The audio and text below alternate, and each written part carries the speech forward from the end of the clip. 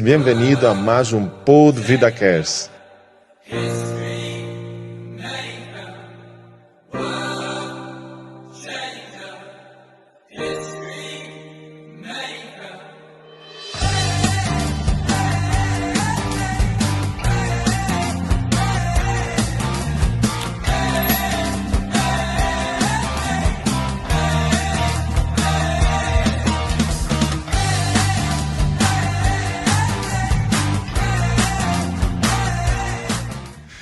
Muy buenas noches, bienvenido a más Pod VidaCast con vosotros, Dani Almeida. Y como ya sabéis, todos los martes a partir de las 20 horas estamos aquí juntos con temas, con conversaciones, con invitados para traer edificación a tu fe, para traer más conocimiento a las Escrituras en cada testimonio, en cada compartir de la palabra de Dios, para que el propósito de Dios ahí en tu vida sea cada vez más fortalecido y sea cada vez más ahí revelado a tus ojos, ¿ok? Hoy estamos con un amigo, o sea, un pastor más aquí, un amigo, compañero de jornada, de ministerio, y estamos muy bien porque, o sea, vamos a hablar sobre una iglesia como comunidad. Estoy seguro que va a edificar mucho tu vida, no te lo pierdas, quédate al final. Empezamos. Contigo, Daniel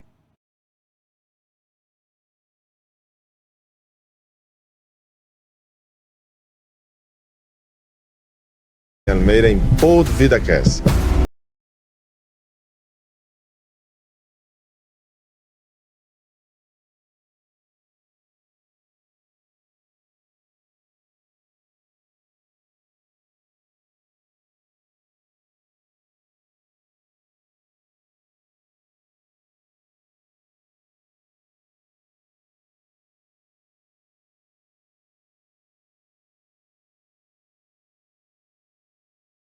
Sea bienvenido, y si tú estás aquí, no se te olvide de aquí abajo ya dar tu, o sea, tu me gusta, o si no, obviamente, si no, no sigue la página, ya se empieza a seguir nuestra página aquí, activa las notificaciones para que todos los martes tú puedas estar conectado con nosotros en cada episodio. Conmigo está hoy Joel Maceiras. Eso es. Joel. Daniel, un placer. Un placer, muchísimas gracias por aceptar la invitación y estar aquí con nosotros hoy, Joel. Claro que sí, es un placer estar aquí contigo y con todos los que están escuchando. Muy bien. Joel, o sea, nos encontramos allí, nos conocimos en el evento que tuvo de Billy Graham, ¿no? Y ahí pudimos ver y, en fin, ahí en la misma mesa yo creo que cundimos algunas ideas. Sí, y gloria a Dios por estarmos aquí hoy juntos para compartir. Y sobre todo, yo digo públicamente eso, casi siempre yo digo, soy brasileño, pero cada vez que estoy con un español aquí, eso me encanta. Porque es decir, a alguien, a una persona que está en la misma labor, no dedicado al Señor, o sea, de la tierra, eso para mí es fantástico y que venga mucho más, ¿no? Para podermos hablar aquí. Sí, pues para mí también es un placer compartir la mesa con gente que ha nacido en otro lugar, pero que ahora son parte de España y que están aquí sirviendo igual. De verdad que es enriquecedor, es parte de lo que nos ayuda a crecer esta conexión que hay a esta comunidad. Así que para mí fue un poco providencial lo de que nos tocó en la misma mesa en ese evento, ¿verdad? Y empezamos a compartir, a hablar, ¿verdad? Nuestros esposos también empezaron a conectar un poquito más. Y la verdad es que sí, lo veo como un poco providencial. Pues sí. Conexiones divinas. Eso es. ¿No? En fin, y eso estamos. Pero Joel, ¿cómo la gente, bueno, muchos te conocen, van a asistir, te conocen ya de pastorear, de la iglesia y todo eso.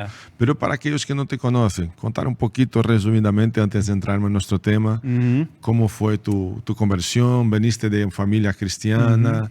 ¿Te convertiste a una cierta edad? ¿O siempre fuiste cristiano? ¿Cómo es tu historia en el Evangelio? Sí. ¿Cómo es? Yo nací en una familia que ya era cristiana. Mi abuelo fue la primera generación en nuestra familia de seguidores de Jesús en el Evangelio, en la iglesia protestante evangélica. Qué bien. Y era algo muy, muy raro en aquella época. Él se convirtió haciendo lo que en aquel entonces era el servicio militar aquí en España.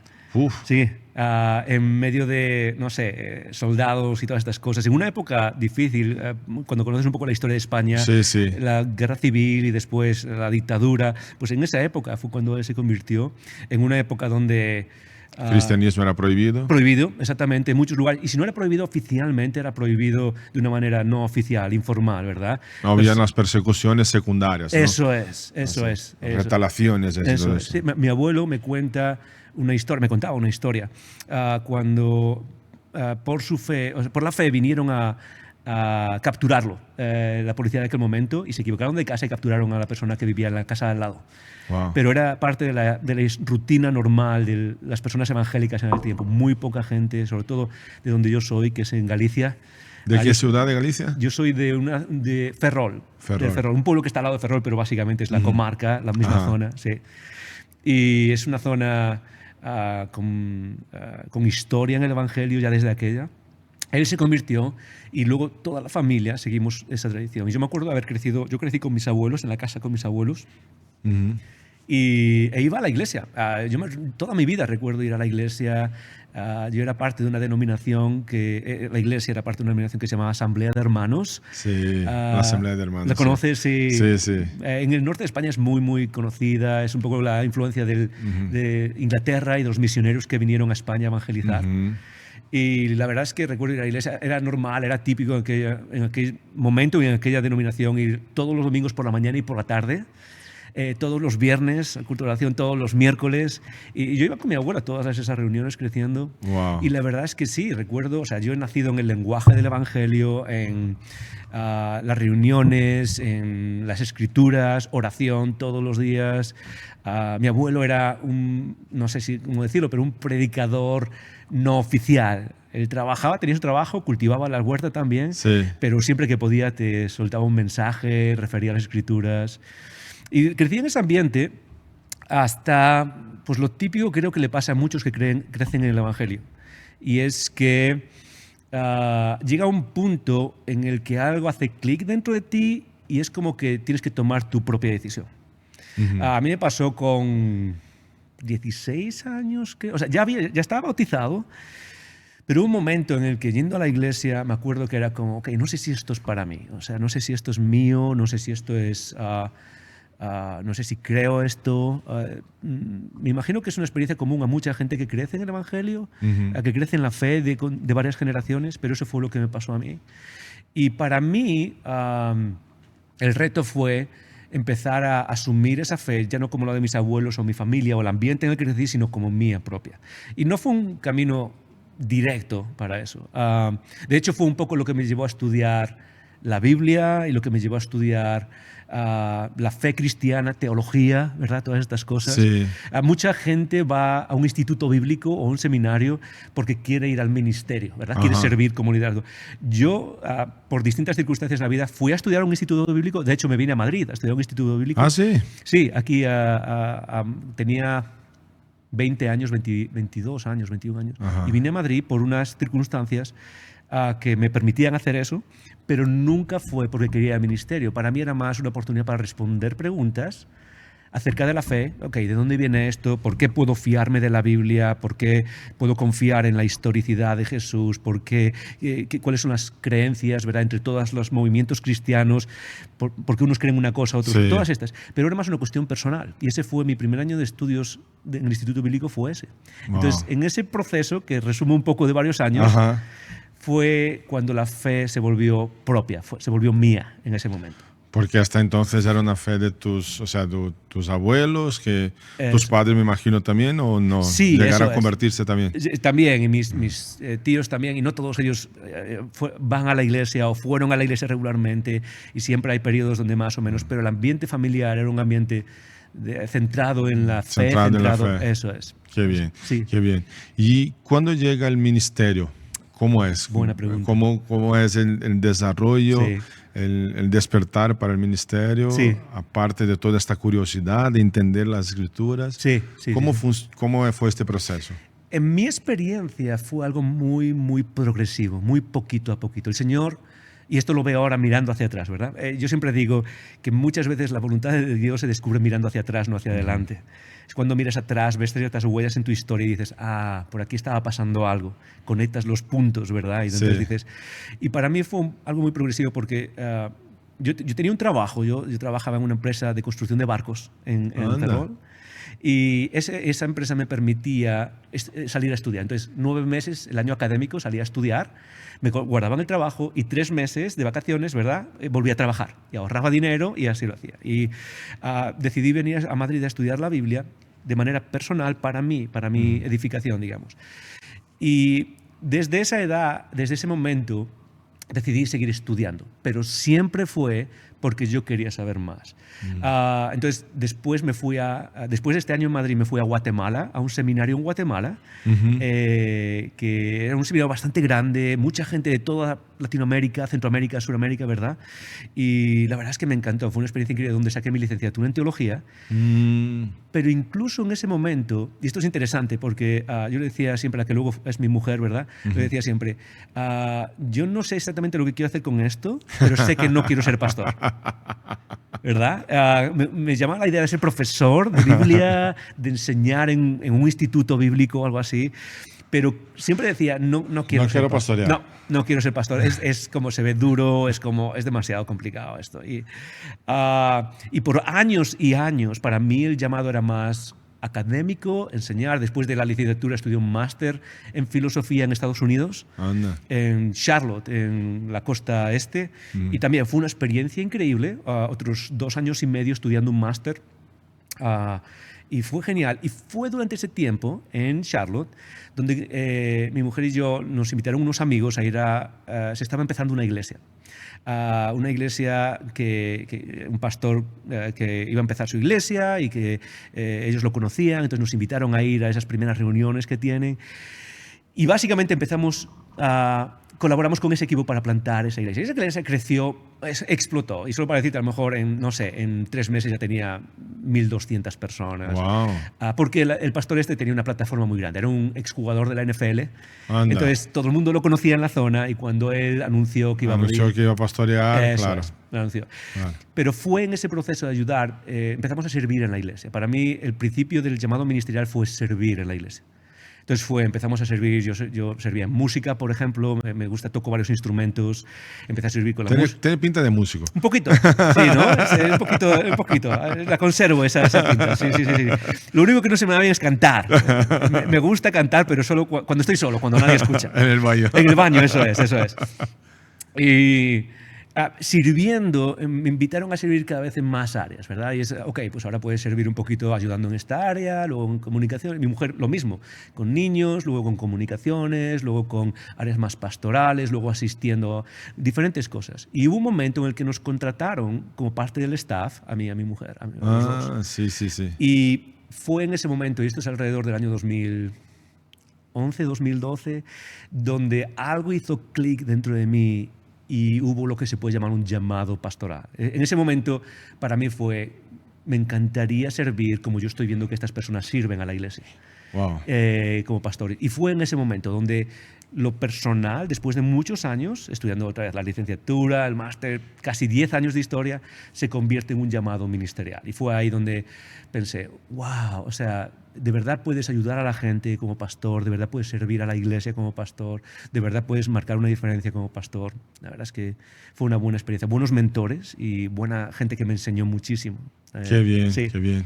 O sea que entonces hoy, claro, mirando hacia atrás, fueron hilos que fueron uniéndose hasta llegar al colmo que era, o sea, exactamente al ministerio, ¿no? Sí, hasta culminar con el ministerio. Eso fue. Fueron pasitos.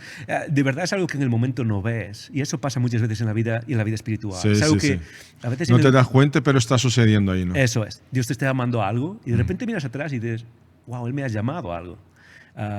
Y muchas veces en el momento, cuando llega ese punto, obviamente somos libres para decidir, pero también es tener la sensibilidad para decir, sé que estás llamándome a algo. No sé exactamente lo que, pero sé que este es el camino. Exactamente. Sí. Y la verdad es que pasamos allí una buena época creciendo como pastores los dos. Qué bien, ¿sí? Qué bien, ser instruidos y todo eso. Eso es. Y aprendiendo todo. Aprendiendo mucho, rodando, porque al final el ministerio también, o sea, a mí me gusta mucho la vida de la formación. Creo que todos tenemos que ser formados, ¿verdad? El discipulado es formación, ser un discípulo es ser un aprendiz, ¿verdad? Exactamente, sí.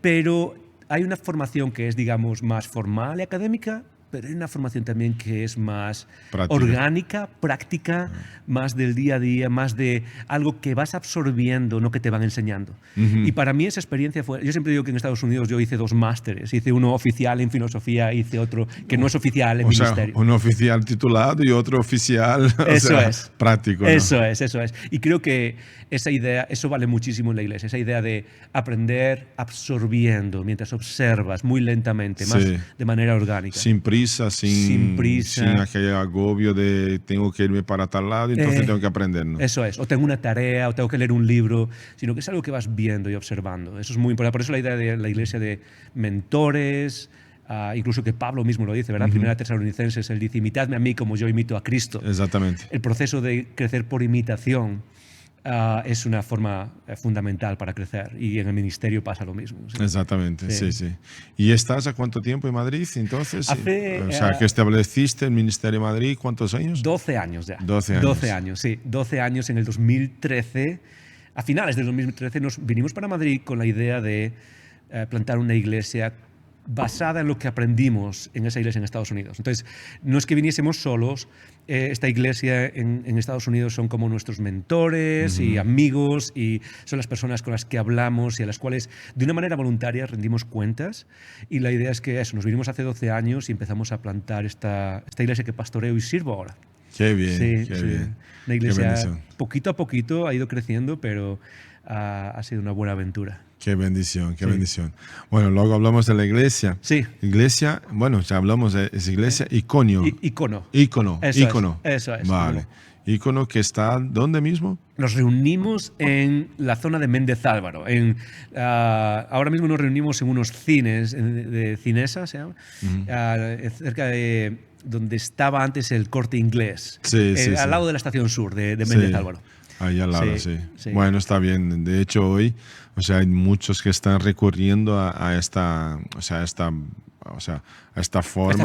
forma porque realmente, sobre todo Madrid, es bastante complicado la cuestión de local, de sonido, etcétera, etcétera. En fin, tiene sus empecillos ahí pequeños, pero que en la cabeza de un pastor es bastante cosa, ¿no? Sí. Y entonces, claro, un cine tiene esta libertad y tiene bastante cosa solucionada. Pero en fin. Sí, es una buena. La verdad es que para nosotros fue una buena estrategia. Es como todo, ¿no? Es una estrategia, para algunos funciona, para otros no tanto en ciertos lugares. Y para nosotros funcionó bien, está funcionando bien. Y obviamente tiene sus ventajas con respecto a lo mejor a tener un local fijo. Claro. Y tiene sus desventajas, ¿verdad? Como todo, como todo, claro. Sí. Muy bien, Joel, pero vamos allá. Hablando de comunidad, después de todo eso que nos contaste, de ver un crecimiento de una iglesia exponencial, ¿no? que aprendiste todo eso. Sí. Cuando hablamos de una iglesia como comunidad, ¿qué es la primera cosa que te viene hacia el corazón, a la mente? Y como quizás quien no está asistiendo puede ser que tenga aquella idea de que una iglesia es una institución donde yo frecuento el fin de semana, vuelvo a casa y se acabó, el próximo domingo nos vemos otra vez, y se olvida de esta vida de comunidad. Sí. ¿Cómo definiría eso para empezarmos a hablar de...? Es una buena pregunta, y yo creo que la primera cosa que se me viene a la mente cuando pensamos en la iglesia, para mí la iglesia es mi pasión, es lo que, no sé, define mi ministerio, mi vida, mi enfoque. Y una de las, que podrían venir muchas cosas válidas a mente, para mí una de las cosas que viene a la mente es familia. Cuando tenemos que pensar en la iglesia y tenemos que entender que la iglesia es comunidad, no es una institución necesariamente, aunque hay un aspecto institucional y es bueno, pero... más de una manera más profunda es comunidad, y cuando pienso en eso pienso en familia. Eso es lo que es una comunidad. Es una relación, pero no es una relación en términos de evento, es una relación en términos de lo que es una familia, del grupo al que perteneces, que te da identidad y que se expresa no solo de manera formal, digamos en los domingos, ¿verdad? En esos eventos formales, sino en cosas más informales también, en las relaciones que hay cuando tú en tu familia, por ejemplo, no todo está planificado y estructurado en términos a unas cosas, aunque pueda haberlo. Tú puedes decir, hey, los domingos yo voy a comer con mis padres y voy a comer con, no sé, mis hermanos, ¿verdad? Y nos juntamos con los primos y los tíos. Yo crecí así de esa manera. pero es más, en términos de familia, también incluye lo que no está estructurado. El quedar a tomar café, el ser intencional, esa es la idea. Entonces, para mí, una de las palabras clave, que es de hecho lo que viene en la Biblia también, es la definición, somos la familia de Dios, somos hijos de Dios, hermanos y hermanas, es una de las palabras más repetidas cuando Pablo escribe las cartas. Sí. Entonces, esa imagen de familia es fundamental para entender qué es la iglesia, porque yo creo que es cuando quitamos esa imagen de familia, cuando se vuelve principalmente un producto, algo que consumes. Para ser algo para consumir. Eso es. Y no algo para expresar. Eso es. Identidad. Eso es. Expresar identidad, recibir, pero también dar. Porque eso es cuando eres parte de una familia, obviamente recibes algo, pero tienes un llamado, una responsabilidad a dar también, ¿verdad? Entonces, esa reciprocidad que hay, lo que determina familia. Y cuando quitas eso, de repente la iglesia se vuelve una opción. La familia no es una opción. Cuando pensamos en la familia en el mundo, tú puedes llevarte bien con tu familia o no, puedes tener una relación con ellos o no, pero no es una opción. Tú tienes una familia, lo quieras o no, tienes unos padres, aunque no tengas hermano.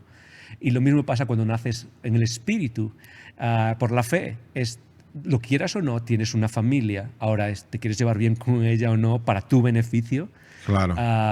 Entonces, para mí, esa es una de las ideas clave, porque en el mundo de hoy, donde hay un hiperconsumismo, una hiperutilitarismo de todo, no me refiero de la iglesia, me refiero de todo es a ver qué puedo sacar.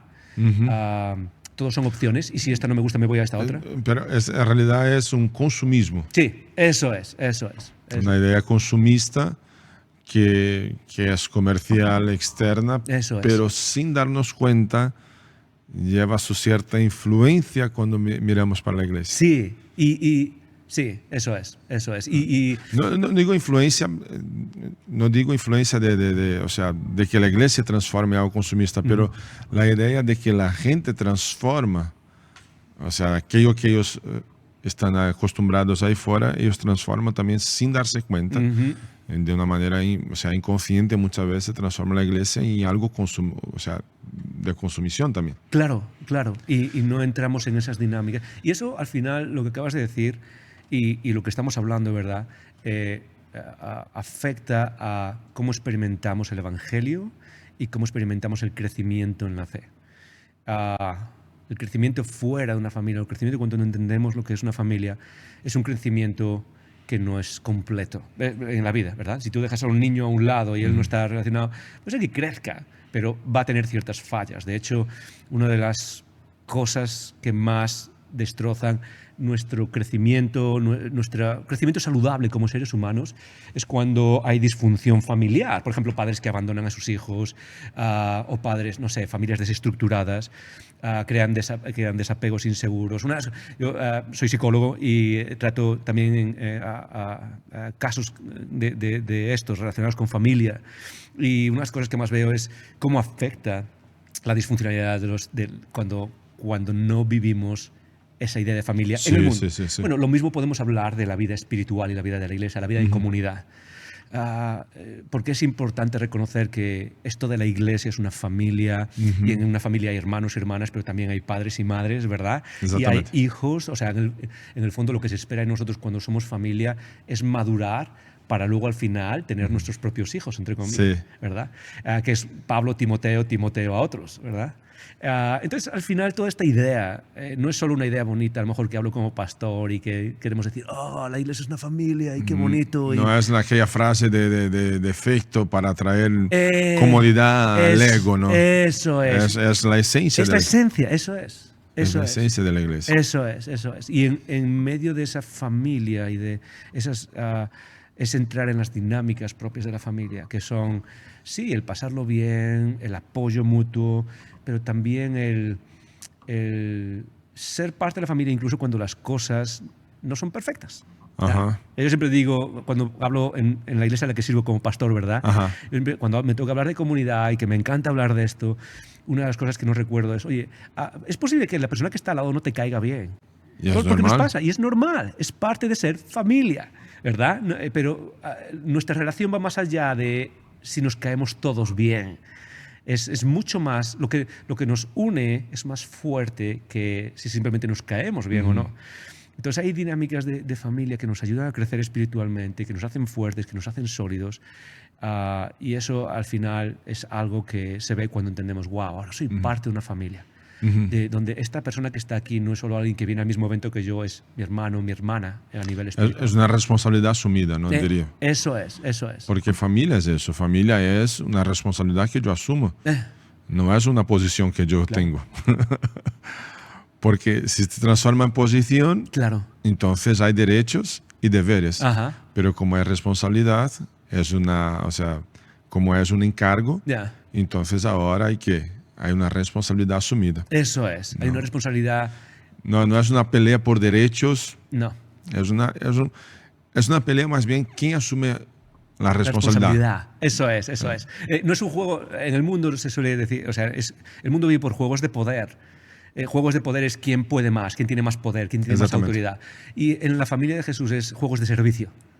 Es decir, quién sirve más, quién está dispuesto a decir, hey, yo voy, aunque sea un sacrificio, ¿verdad? Esa es la responsabilidad de la familia.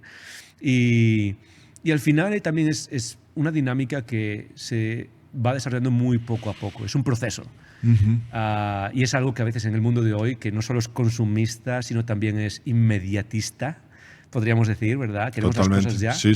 En cambio, cuando entiendes la vida en familia es lenta, es interesante porque aquellos que tenemos, yo tengo 4 hijas, ¿verdad?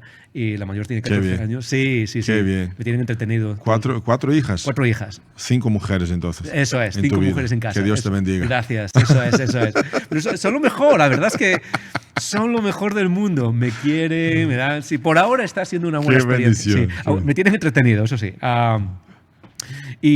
Pero unas características es, sí, la vida pasa rápido, pero te has dado cuenta que el crecimiento, la unidad de la familia es un proceso que va muy, muy lentamente, poco a poco. Es algo que sientes a través, no lo sientes a través de los días, ni las semanas, ni los meses, es algo que sientes a través de los años. Entonces, es precisamente cuando entras en eso que te das cuenta de cómo el ser parte de esta familia va moldeando quién eres, no a través de los meses, sino a través cuando llevas una década o 2 décadas. De repente te das cuenta, wow, de verdad han moldeado mi vida, de verdad me han ayudado a crecer de una manera más orgánica. Porque, o sea, hay crecimiento, pero no hay un método. Ajá, eso es. O sea, porque es orgánico. Eso es. Entonces, no está vinculado a una metodología. Eso es. Entonces, porque, por ejemplo, o sea, 4 hijas, las 4 crecieron, la mayor tiene ¿cuánto? 14 años. La mayor tiene 14 y ayer parece para ti que tenían 5. Sí. Y de repente te das cuenta, oye, 14, pero te das cuenta, lo tanto que tú aprendiste como padre para ya que la más pequeña, o sea, quizás va a ser más mimada por un lado, pero más exigida por otro, porque aprendiste con la primera. O sea, pero es orgánico. Y no fue un método que decía, a la primera tú tienes que cuidar así, la segunda así, la tercera.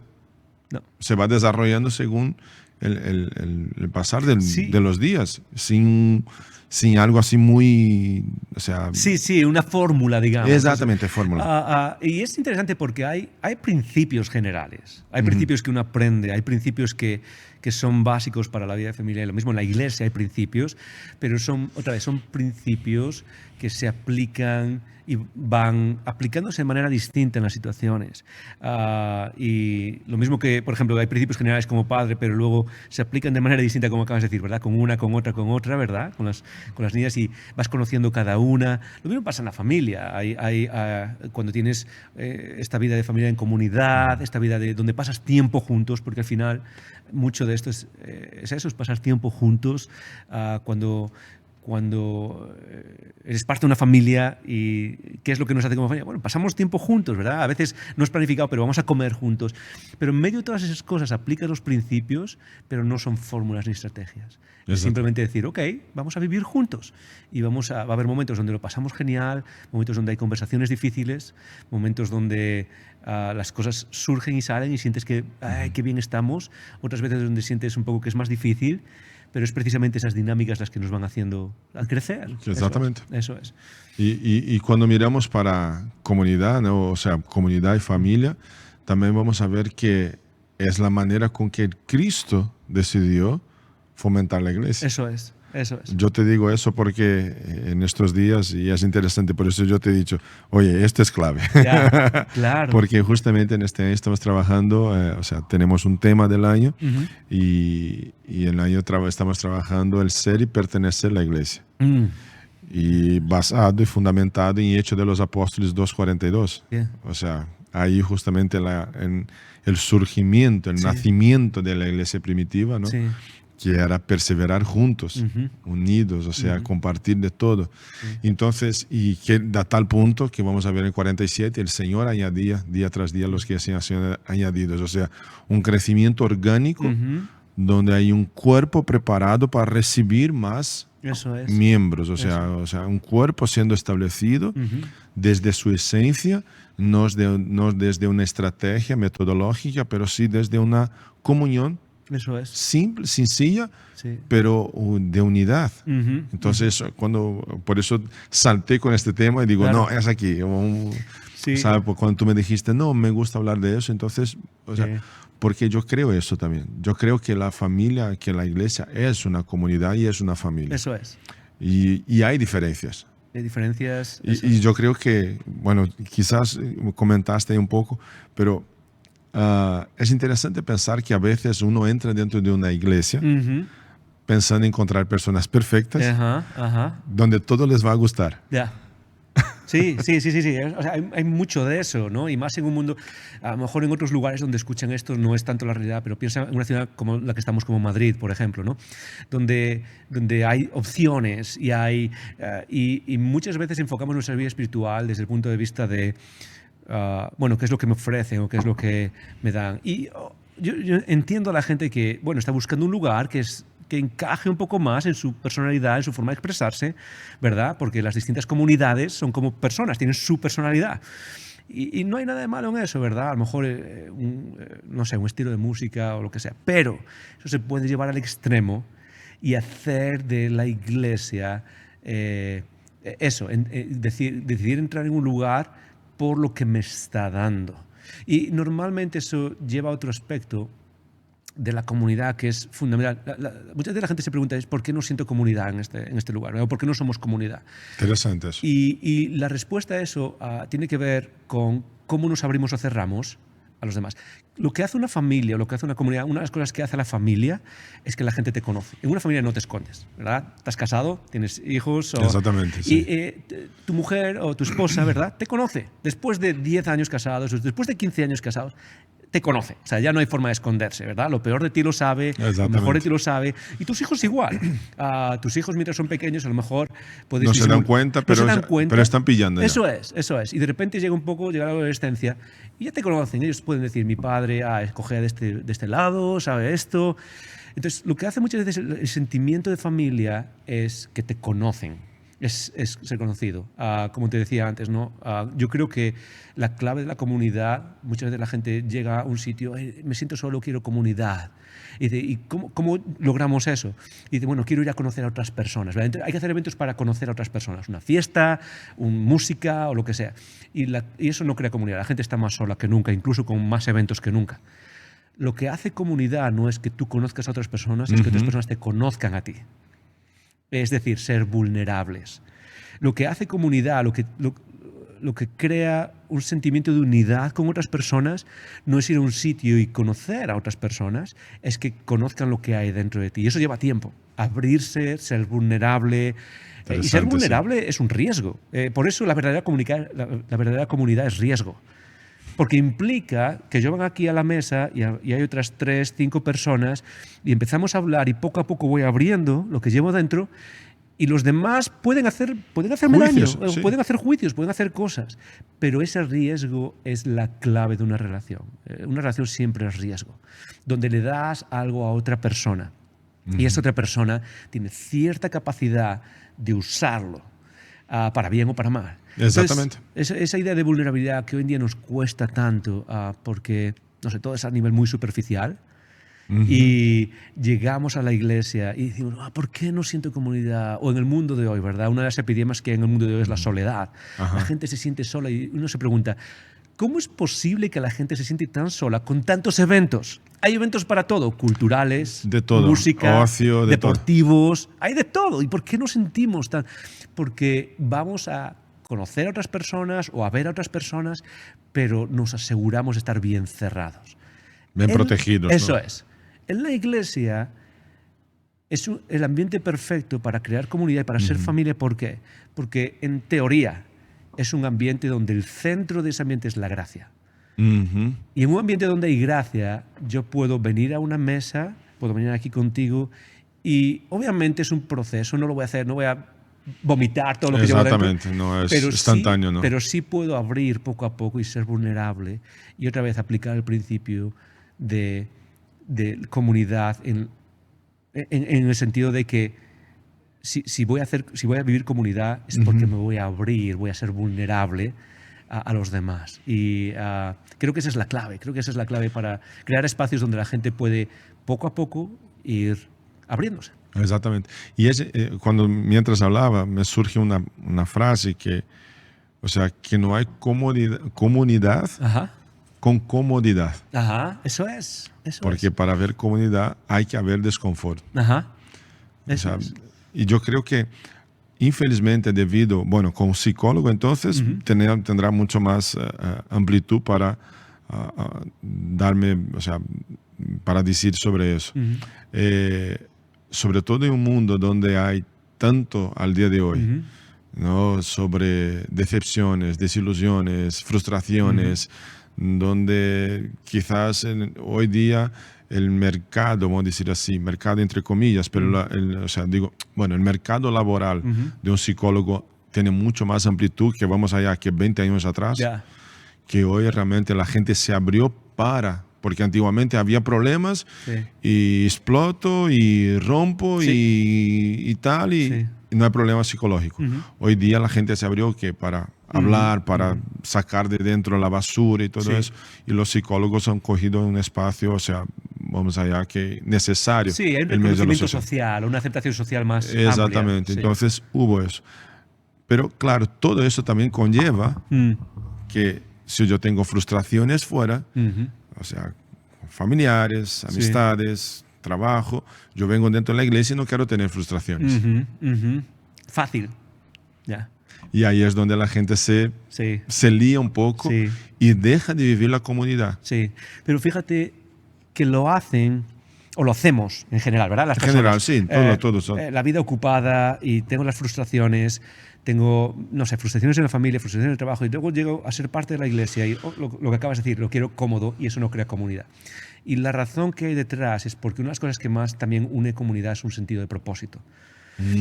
La gente también hoy en día se siente sola o no tenemos ese sentido de comunidad porque el mundo moderno, el mundo posmoderno técnicamente, que es el mundo post Segunda Guerra Mundial, el mundo del relativismo, el mundo de la desestructuración. La bipolaridad también. Sí, o sea, muchas de estas cosas, una de las cosas que ha hecho es dejar a las sociedades, en general, sin propósito, no hay una dirección. Y una de las cosas que más nos une es un sentido de misión, un sentido de propósito. Y muchas veces en las comunidades queremos comodidad y eso no termina de unirnos, ¿no? Es decir, nos deja una sensación de soledad, de desunión. ¿Por qué? Porque no estamos abrazando la misión o el propósito. Vivimos nuestras vidas simplemente por la satisfacción del momento, por las experiencias, ¿verdad? Esa palabra que es tan buena. La inercia del placer. La inercia del placer, sensualidad también, en el sentido de satisfacción, pero no hay un sentido de misión trascendente. Propósito, sí. Eterno, ¿verdad? Eso lo han sacado. Entonces, una de las cosas que más crea comunidad, una de las cosas que más nos ayuda a entenderlo, y es esencia de la iglesia, como comunidad, como familia. Es una familia, digamos, orientada a algo. ¿A qué? A los propósitos o a la misión. Entonces, lo que más une es cuando las personas nos orientamos a ese propósito, abrazamos ese propósito y jugamos el partido. Entonces, eso nos une a los demás en un sentido de propósito que el mundo realmente hoy en día no tiene. Y por eso una de las cosas que más que más afectan a la sociedad hoy en día es el aburrimiento. La gente vive aburrida porque se nos ha quitado un sentido de propósito, y el antídoto, de acuerdo al mundo, para ese aburrimiento que nos aísla y nos separa de los demás, es el entretenimiento. Y realmente no es el entretenimiento lo que va a acabar con ese sentido de aburrimiento o de anedonia existencial, sino que es un sentido de propósito. Y entonces, parte de lo que hace a la familia espiritual algo tan profundo para nuestro ser es el abrazar ese sentido de misión. ¿Cuál es la misión? Ir por todo el mundo. Eso es, predicar el Evangelio, hacer discípulos, bautizar, expandir el Evangelio. Y entonces eso da un sentido de propósito. Claro. Y de misión de vida, que al final es a lo que Dios nos lleva, ¿verdad?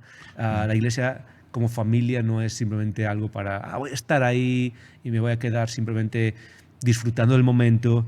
No, es algo que me lleva a jugar un papel. Es como jugar una parte en un equipo de fútbol, ¿verdad? Jugar. Exacto. Y yo creo que con todas estas saliencias sociales, ¿no?, que acabas de mencionar, pues sí que la Iglesia, o vamos a ver, la Iglesia como un todo, cuando digo el cuerpo de Cristo, quizás pueda ser vulnerable en perder el propósito debido a toda esta influencia. Incluso ayer yo hablaba con un amigo y hablábamos sobre lo tanto que la filosofía, sin darnos cuenta, influenció en el Evangelio. ¿No? Y uno dice, bueno, con mestrado de filosofía, imagino lo tanto que fue tu cabeza. Solo con uno estudiar filosofía, ya la cabeza ya rompe en cachos. Maestrado en filosofía, entonces. Pero lo tanto que la filosofía trajo sus influencias de pensadores para dentro del Evangelio. Y sin querer, sin darse cuenta, la sociedad fue moldeándose a estos pensadores, cada uno en su época, cada uno en su tónica, pero eso, sin querer, sin darse cuenta, esto también fue moldeando el principio del Evangelio, la raíz del Evangelio, que fue ramificándose y perdiendo en ciertos aspectos, en algunos aspectos, su esencia. Y esta esencia que está diciendo que es la esencia de comunidad, de propósito, porque yo entiendo también que el hombre tiene una identidad para cumplir un propósito. Sí. Es una de las cosas más desgarradoras para un ser humano es quitarle un sentido de propósito. El ser humano, en términos de psicológicos y filosóficos, se llama, es un ser teleológico. Eso quiere decir que somos seres orientados hacia algo. Es como que nos estamos moviendo hacia algo, ¿verdad? No somos como las vacas. Las vacas ya están ahí, comen. Instintivas. Y ya está, no tienen un sentido de dirección en la vida. Los seres humanos tenemos un sentido de dirección. Cuando le quitas eso a un ser humano, o sea, es mejor que le quites, no sé, es menos dañino quitarle recursos, pero si tienes un sentido de destino, un sentido de futuro, la esperanza, te mueve, o sea, es imparable. Y cuando le quitas a una persona eso, cuando una persona, por ejemplo, desarrolla lo que en psicología se llama indefensión aprendida, ¿verdad? Que es un sentido de no hay nada que pueda hacer y no puedo afectar al futuro y la desesperanza general de la vida y no hay nada ahí delante. Cuando le quitas eso a una persona, es lo peor que le puede pasar a alguien. Eso es algo que se ve. Tú tienes a personas en países desarrollados, recursos y todo, y que sienten que no hay futuro y están destrozadas por dentro. Tienes a personas en países en desarrollo, pero que tienen un sentido de futuro y no hay nada que los destruya, ¿verdad? Exactamente. Y eso aplica a la vida espiritual también. El alimento espiritual es recordaros una y otra vez que tenemos una misión. De qué nos alimentamos como hijos e hijas de Dios, como parte de la familia de Jesús. Nuestro alimento principal es la esperanza y el futuro y hacia dónde nos estamos moviendo y la misión de Dios. Por eso la Biblia lo hace constantemente, recordarnos. Este es vuestro futuro, primera de Pedro, segunda de Pedro, ¿verdad? Esta es la herencia que tenéis en los cielos, esto es hacia dónde vais, esta es la tierra prometida. Tienes que continuar, mira, porque eso nos da un sentido de misión y eso nos une. Nos une. No sé, tú lo sabes, que en muchas comunidades a veces, no sé, hay demasiado se pierde el tiempo y hay demasiado, y es porque no hay un sentido de misión. Exatamente. Y antes mencionabas, cuando estabas mencionando algo muy importante, ¿no? Cómo la filosofía ha influenciado a la Iglesia. Y yo creo que eso siempre ha pasado. Entonces, cuando uno estudia historia, te das cuenta que siempre ha habido una lucha del mundo de influenciar a la Iglesia. Siempre. Sí, los hechos históricos están ahí, no hay como quitarlos y saber que ellos están influenciaron en su época. Eso, y cada época tiene su propia influencia, ¿verdad? Y yo creo que la influencia nuestra del mundo hoy en día, es decir, parte de la responsabilidad de la Iglesia es como tener un ojo en cuanto a, vale, ¿en qué influencias estamos cayendo? Tener muy un ojo, importante eso, siempre, sí. porque siempre va a haber de eso, ¿verdad? Es un abordaje muy interesante. Eso es. Entonces, es como, vale, ¿cuáles son las influencias culturales que están llegando a la Iglesia? Y yo creo que una de ellas hoy en día tiene que ver con ese sentido de experiencia, evento, pero no de familia. El mundo nos está influenciando y eso nos quita las raíces propias de lo que es el Evangelio, la fe, y hace que no crezcamos o maduremos espiritualmente. Y esta influencia, yo diría, quizás alguien puede escuchar eso y confundir como que estamos aquí hablando de una forma. Pero no es la forma, es la esencia que está siendo perdida. Eso es. Y las formas pueden cambiar. Las formas cambian. Cambian, eso es. Y es bueno que cambien. Y es bueno que va a cambiar las formas. O sea, antiguamente quizás, vamos a poner yo que sé, 30 años atrás, ¿vale? O sea, una iglesia, un cine, ¿qué dices? Esto es locura. Eso es. Esto es mundano. Hoy se entiende que no tiene nada que ver, que eso no implica en nada la esencia. ¿Me explico? Sí, o sea, porque las formas van cambiando. Sí. Y la gente tiene que entender, cuando entramos en esta narrativa, no es que la forma está equivocada, no. El problema es que la esencia no está en la forma. Y ahí es donde la iglesia tiene que tener cuidado. Eso es. Porque la forma existe, pero está la esencia. Vale, entonces la forma es válida. Es básicamente aquí la teoría y práctica. La teoría existe, sí, pero en la práctica funciona. Entonces la teoría no vale. Claro. Entonces la forma vale desde un punto que está la esencia, sí. Entonces, ok. Sí. Perdió la esencia, entonces la forma no es válida. Eso es. Y siguiendo con lo mismo, parte del problema a veces es que como comunidades nos casamos con las formas, pero es como que nos olvidamos de lo que acabas de decir, ¿verdad? La esencia. ¿Cuál es la esencia? Y de hecho, es interesante porque acabas de mencionar la idea del cine, de reunirse un cine. Es pura forma eso, ¿verdad? Pero hace unas semanas, hace 2 o 3 semanas, estaba hablando con la esposa de un pastor en una iglesia aquí en la ciudad, ¿verdad? Y este pastor acaba hace poco de empezar a pastorear una iglesia que es tradicional, la media de edad es bastante alta, y se reúnen en un local que tienen, pero se les queda justo, es un poco incómodo ya, y este pastor estaba intentando decir, bueno, quizás una opción que tenemos es buscar un lugar público como es un cine, y es imposible, no logra moverse de ahí, no logra, porque de alguna manera la iglesia está casada con la forma. Con la forma, no con la esencia. Y eso ha sido algo que ha pasado siempre, el idolatrar ciertas formas, y nos puede pasar a todos, incluso a los de hoy en día, a los que somos más modernos o lo que sea, también nos puede pasar. Nos casamos con ciertas formas. Y el problema no es solo casarnos con formas y olvidarnos de la esencia, es que normalmente eso pasa cuando nos olvidamos de nuestra misión. Cuando nuestra atención está en formas y en cosas y en formas de expresión, quiere decir que nos estamos olvidando de nuestra misión. Porque si nuestro esfuerzo está en la misión, de repente no te obsesionan en ciertas formas. Es como, mira, me da igual si tenemos alfombra o no alfombra, cortinas o no cortinas, me da igual si es un local, me da moderno o no moderno, me da igual si está en el centro de la ciudad, fuera de la ciudad, me da igual si hay luces o no hay luces, todo eso son formas. Porque el propósito establecido, eso es solo una reverberación de aquello que está establecido.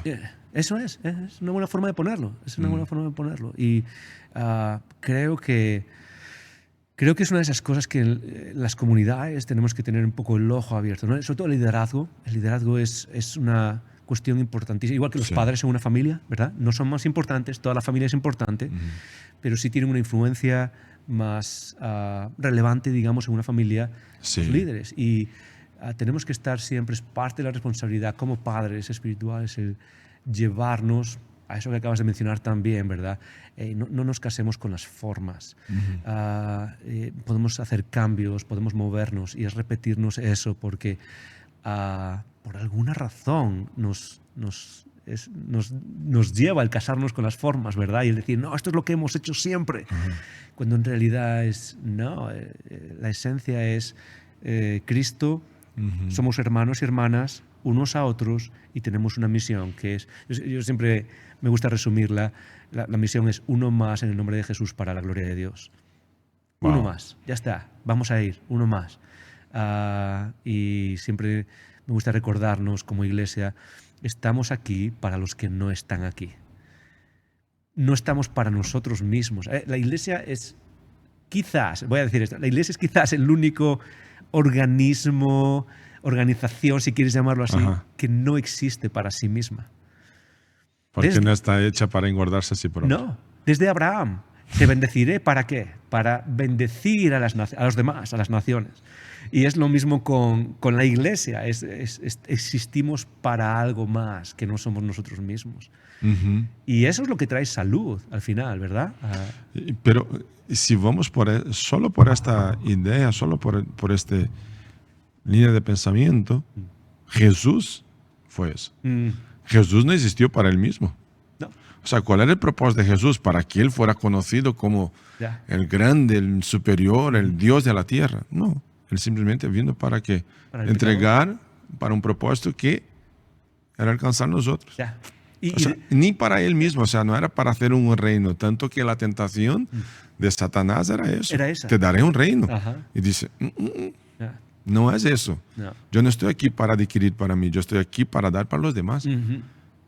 Por eso él va a decir, nadie me quita la vida, yo la entrego. Sí. Y es ahí donde está la vida, realmente. Es decir, cuando digo la vida es la experiencia, la plenitud, ¿verdad? ¿Cómo te sientes vivo y sientes...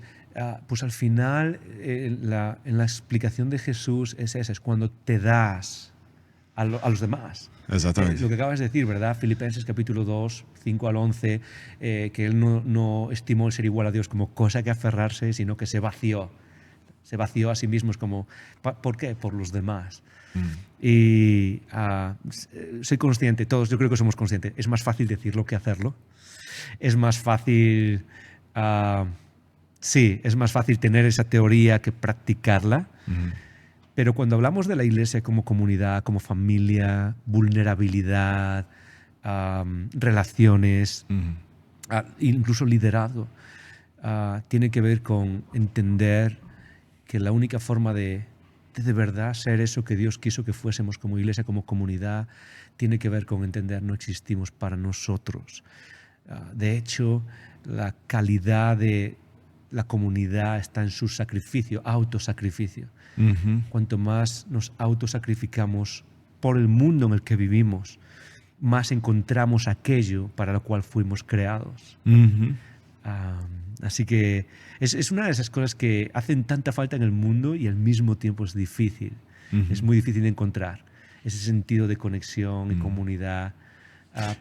Pero se necesita, perdona, se necesita la disposición a ser vulnerable, por volver a algo que mencioné antes, ¿sí? La disposición a abrirse con otras personas. Exactamente. Y yo creo que quizás yo arriesgaría a decir aquí cuando mencionamos la cuestión de los líderes, ¿no? Pastores, líderes, etcétera, es que hay cosas que nosotros vamos a pautar en un momento, vamos a decir así, ¿no? Por ejemplo, el momento de pandemia. Quizás aquí el momento de pandemia, el momento de pautar fe, confianza, pero luego pasa el momento, tenemos que volver a aquello que es fundamental. O sea, y el fundamental, yo diría aquí que es como que repetitivo y cansino. Entonces, yo diría una cosa, yo arriesgaría a decir, no sé si tú estás de acuerdo, pero es un tipo de tema que nunca tendremos que dejar de hablar. Nunca. Es martillazo, martillazo, martillazo, martillazo, martillazo siempre, porque es esencia. O sea, es lo mismo que decir para un corazón, deja de bombear sangre un poquito. No, vas a morir. El corazón tiene que, o sea, a cada segundo tiene que saber que tiene que latir no sé cuántas veces. Sí, sí, Entonces, nadie necesita decir eso, pero necesita decir, todo el tiempo necesito hacer eso. Entonces, cuando hablamos de esencia de iglesia, es decir, es el corazón de la iglesia. Tiene que estar siempre ahí. Entonces, yo creo que es un tema que nunca vamos a nos cansar de hablar. No, y no nunca, deberíamos. y nunca va a tener un fin. Ya. Quizá el fin es cuando lleguemos en la eternidad, digamos, Sí. siervo bueno y fiel, ahora sí, entra para el descanso, Señor. Uf, ahora sí. Y allí vamos solo a encontrar, decir, menos mal que no abandonamos aquello que era esencia. Eso es. Y menos mal que no paramos de repetirlo. Básicamente, en una comunidad es... Al final nuestra vida comemos, ¿verdad? Y vivimos, pero nuestra vida real interior se alimenta de palabras, es de cómo nos alimentamos. Y una de las cosas es el mensaje y las cosas que te vas diciendo a ti mismo durante la semana, por ejemplo, incluso cuando sigues a Jesús, ¿verdad? Y muchas veces esos mensajes, esas cosas que te repites son automáticos, es lo que se llaman rumiaciones automáticas o mensajes automáticos, estoy repitiendo. Pero necesitamos que el mensaje que repetimos constantemente en nuestra cabeza es un mensaje que hemos repetido constantemente exteriormente y que internalizamos, lo que acabas de decir, ¿verdad?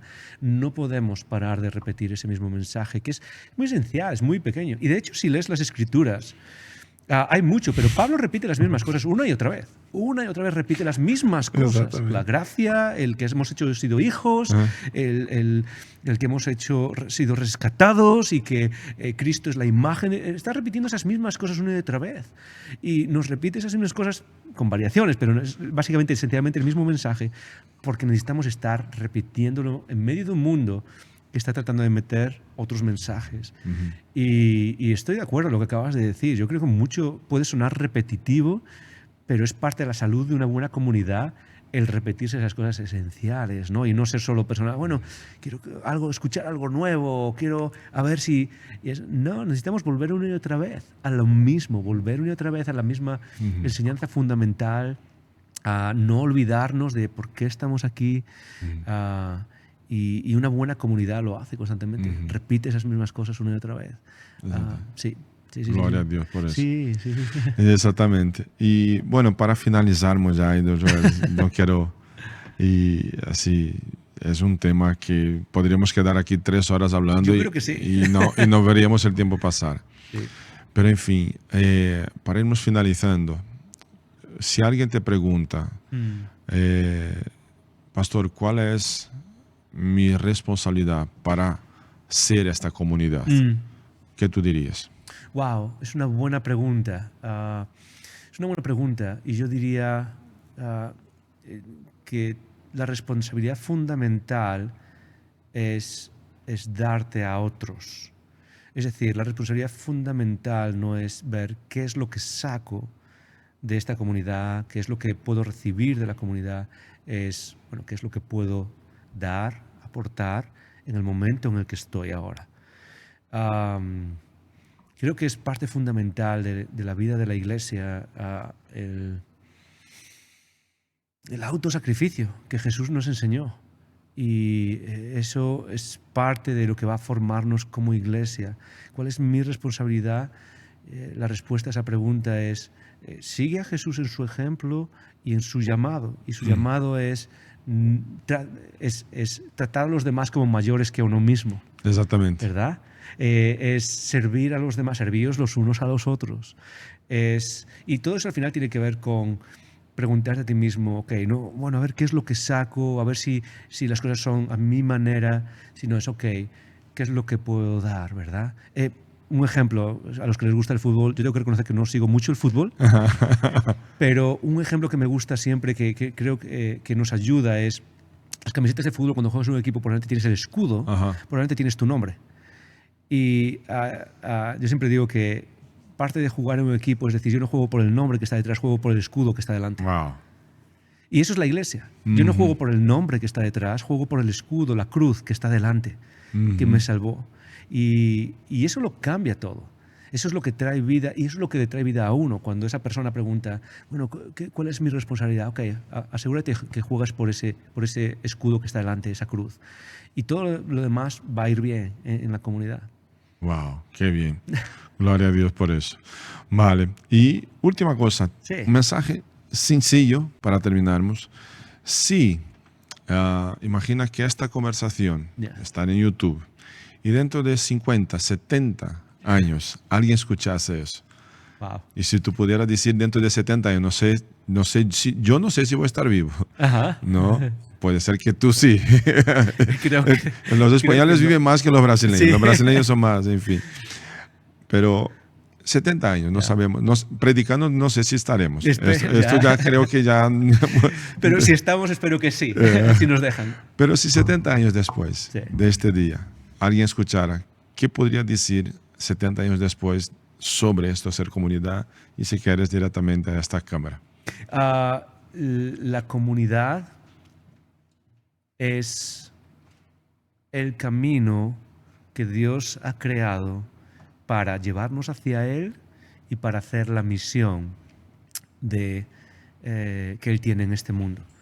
Sin ese sentido de comunidad centrada en Cristo, Cristo siendo el epicentro, Cristo siendo la fuerza que nos une, y Cristo siendo esa fuerza que nos une, que es más grande que nuestras diferencias, que nuestros estilos distintos unos de otros, que nuestras preferencias.